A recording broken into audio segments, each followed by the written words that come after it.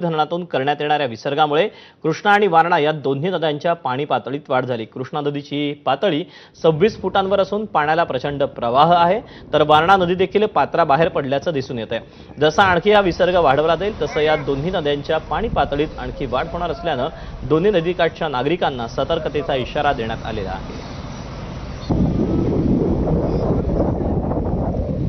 छत्रपती शिवाजी महाराज कोयना जलाशय आणि चांदोली धरणातून करण्यात येणाऱ्या विसर्गामुळे कृष्णा आणि वारणा या दोन्ही नद्यांच्या पाणी पातळीमध्ये झपाट्याने वाढ झाली।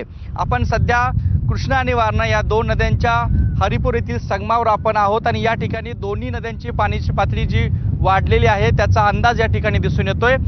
कृष्णा एकीकडे पात्राबाहेर पडलेली आहे, नदीकाठची जी शेती आहे त्या ठिकाणी शेती पाण्याखाली गेलेली आहे, तर वारणा नदीचं जे पात्र आहे ते पात्र देखील आपण पाहिलं तर नदी पात्राबाहेर पडलेली आहे। तर एकूण या विसर्गाचा परिणाम या दोन्ही नद्यांच्या पाणी पातळीवर झालेला आहे। सध्या कृष्णा नदीची पाण्याची पातळी 26 फुटाच्या आसपास आहे आणि वारणा नदी देखील पात्राबाहेर पडलेली आहे।